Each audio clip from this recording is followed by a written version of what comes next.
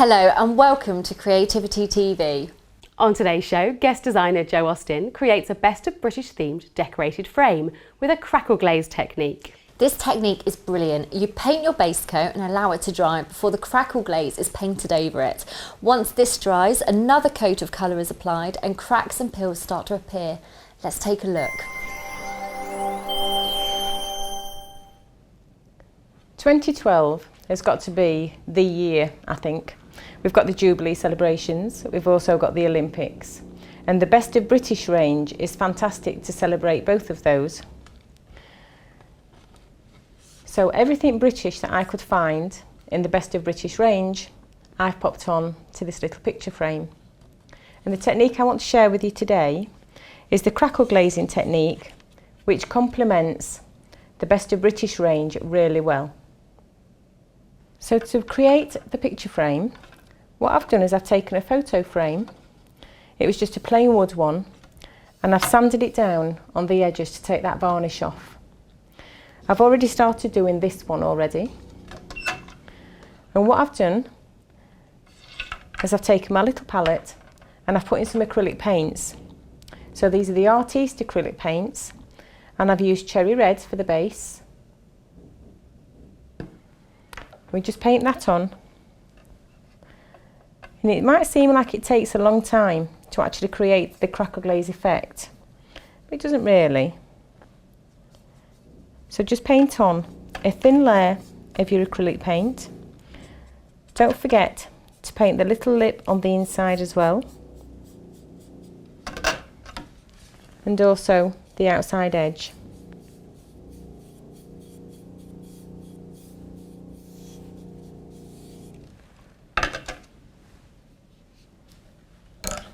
To speed up the process, we can dry our paint with a Paper Mania heat gun. We then need to add a layer of the crackle glaze. So I'm using the Artiste acrylic paint Crackle Glaze Medium.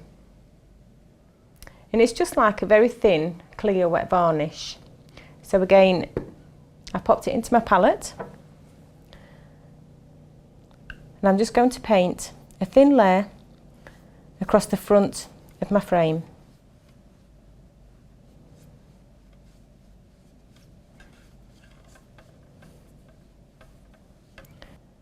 I find that the crackle glaze effect works better if you paint in long strokes down the side of your frame and then just flick your brush from side to side, just to create slightly different brush strokes.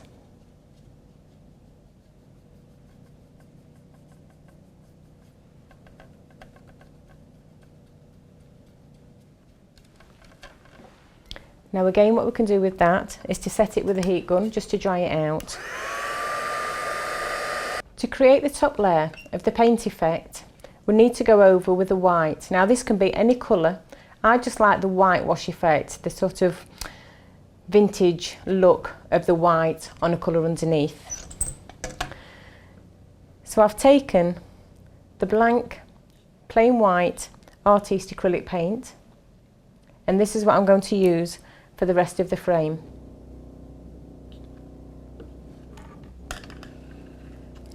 So I'm going to paint in quite a thick layer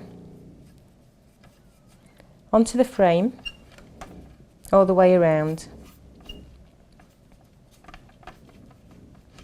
You don't need to be too specific with it. It doesn't matter if you've got little areas of red showing underneath. All we need is a nice thick layer.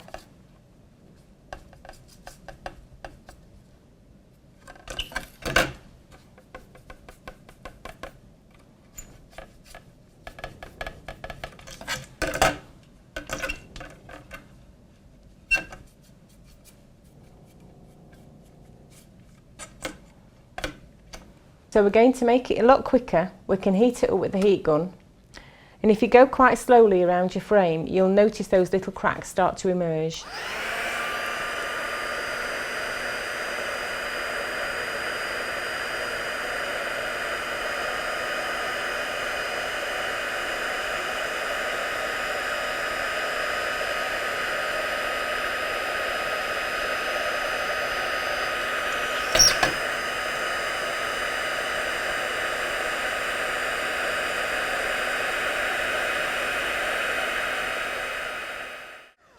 So there's the crackle on your frame.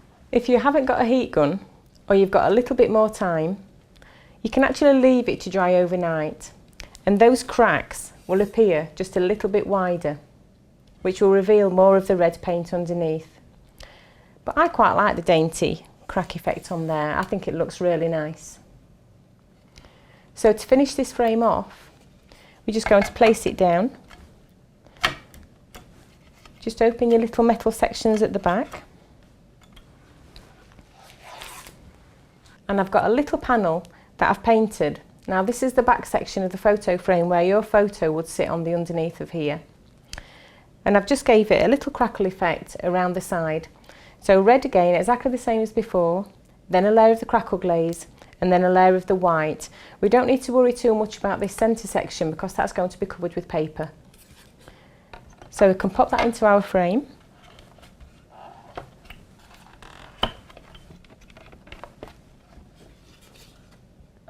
And now we're ready to decorate the inside. So for the elements on the inside of the frame, I'm going to use some of the papers and some of the elements from the decoupage sets. The first thing that I've done is I've measured across the frame, and I've taken a piece of card round about 1 centimetre inside, so I can still see my crackle glazing on the inside of the frame there. And I'm just going to stick this on with double-sided tape.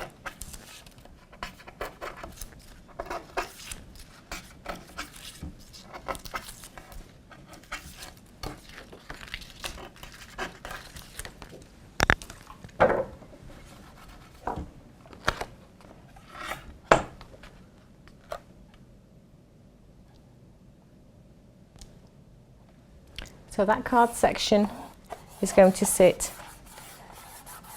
on the inside. And then I've just taken some paper out of the decoupage set, and I've cut it so I've got a thin border of a contrast at the bottom, but mainly white at the top. This is just going to make my decoupage stand out a little bit more.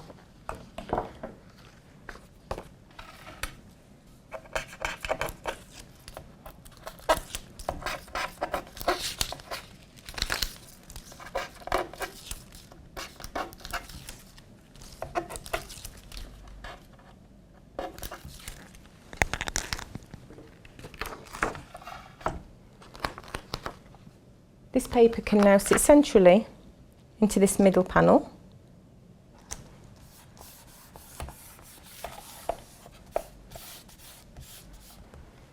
And all we need to do now is decorate it. So my little beefeater is going to stand at the bottom nice and proud. And then I've got my little soldier, my little sentry guard, and again just build him up as his decoupage. And this little chap is going to sit on the other side. I can then finish it off with some of the extra little embellishment die cuts. So I've just taken 2 of the Union Jack hearts. And these are going to sit at the top part of my frame, just to hold my bunting in place. I've then got my greetings. So of course you need a greeting as well. So this is going to sit one at the top,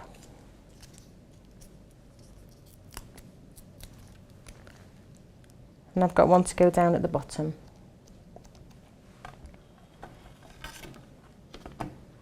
And there's my little frame.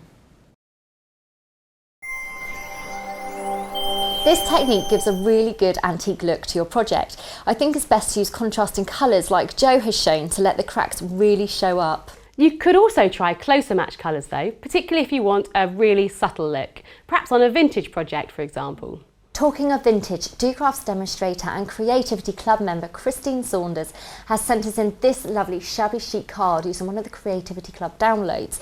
I particularly like that this card has tags enclosed, which can be used to put special messages on, or they could be a gift. These little cuties would also make handy bookmarks or a card topper. Thanks for showing us, Christine. If you've been inspired by today's show, then send us an email at tv@docrafts.com and your project may get featured on a future episode of Creativity TV. You can also find the details of how to make the projects from today's show right here in the Creativity Club.